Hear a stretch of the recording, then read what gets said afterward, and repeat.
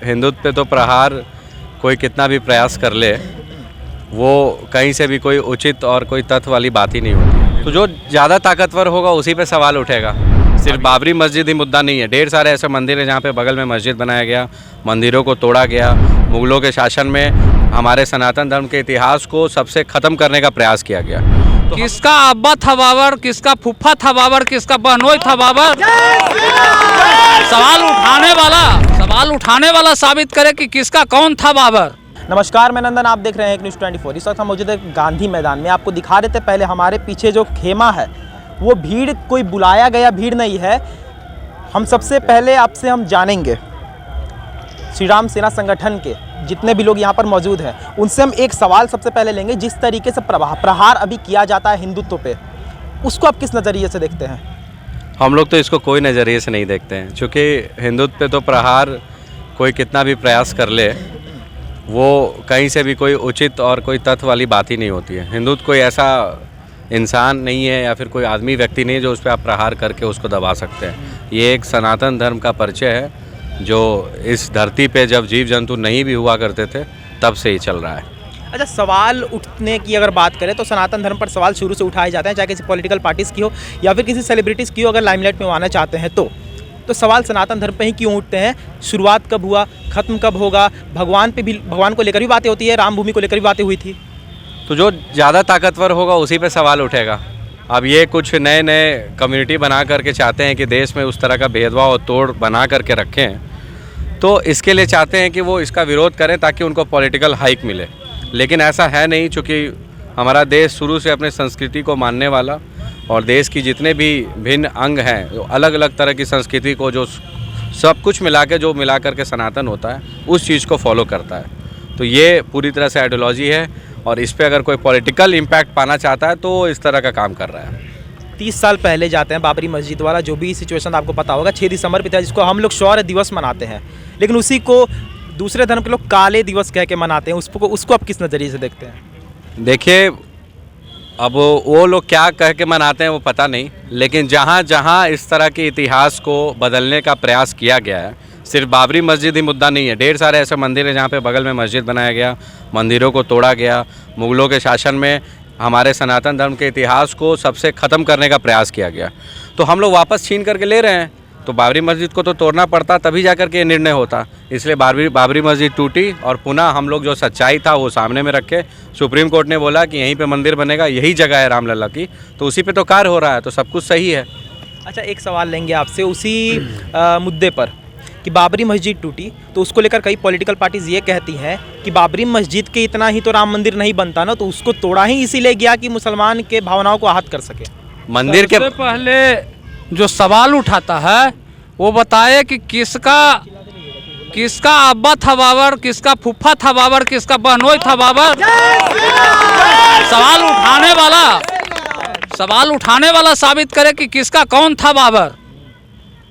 और अगर तुम अरबी हो तो भारतीय कैसे हो, और अगर भारतीय हो तो तुम मुसलमान कैसे हो? भारतीय होकर भारतीयता पर सवाल उठाने वाला भारत का गद्दार है। यहाँ पर एक बात आपको हम बता दें कि साफ तौर पर यह कहना है कि बाबरी मस्जिद जो थी वो बाबर के नाम पर थी। और वो टूटने पर अगर दिक्कत होता है तो आपको एक बात बताते हैं कि पृथ्वीराज चौहान भी हमारे बहुत, उनको हम मानते हैं, अकबर से अगर कंपेयर करें तो या फिर बाबर से कंपेयर करें तो हमारे हिंदू धर्म में कहीं भी पृथ्वीराज चौहान के नाम पर तो मंदिर नहीं है। तो पृथ्वीराज चौहान का कोई कंपैरिजन ही नहीं है अकबर जैसे, बाबर जैसे लोगों से। पृथ्वीराज चौहान का जो वीर गति को प्राप्त हो वो भी छल से हुआ है। तो ये कोई कंपैरिजन ही नहीं है कि आप एक नए कम्युनिटी को बिठा करके आप कहोगे कि हमारा भी यहाँ मस्जिद हुआ करता था इतना पुराना, जिसकी पैदाइश 1400 साल पहले हुई हो, जिसका कोई ना इतिहास रहा हो ना कुछ रहा हो, तो सिर्फ मस्जिद बना देने से उनका इतिहास स्थापित नहीं होगा। ढेर सारे नकली मज़ार बन जाते हैं रातों रात, ट्रेन रेलवे ट्रैक के अगल बगल, मेन NH पर।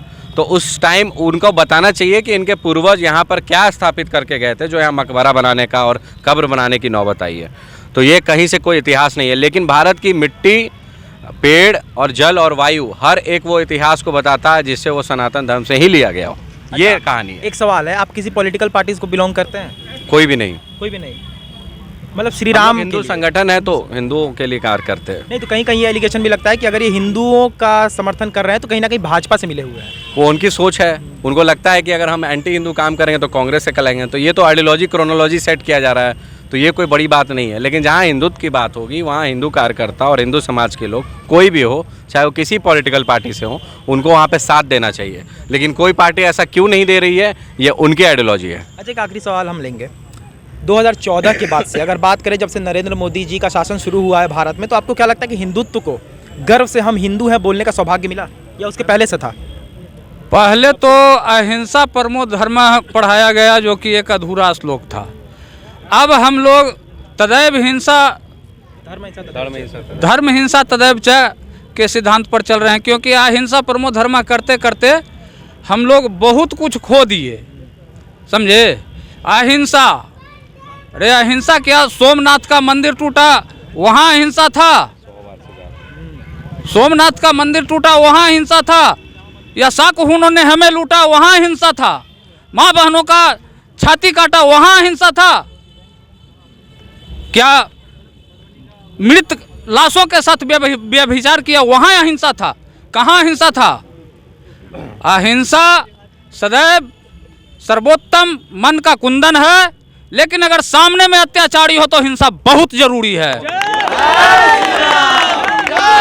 तो इस वक्त हम मौजूद है गांधी मैदान में। आप देख सकते हैं जो खेमा हमारे पीछे वो आपको दिख रहा है, वो श्री राम सेना संगठन के लोग ही हैं। वो किसी पॉलिटिकल पार्टी से बिलोंग नहीं करते हैं, वो बिलोंग करते हैं तो सिर्फ हिंदू राष्ट्र को बचाने वाली पार्टी से। कहने का अर्थ ये है कि श्री राम के लिए ही जीते हैं, श्री राम के लिए मरते हैं, ऐसा साफ तौर पर अध्यक्ष जी से हमने बात की और उनका कहना था। और जो भी बातें थी साफ तौर पर विजुअल में देख सकते हैं। तो ये थी आज की रिपोर्ट। बाकी ऐसे और तमाम खबरों के लिए हमारे साथ बने रहो, देखते रहेंगे News 24। मैं नंदन अपने सहयोगी के साथ, धन्यवाद।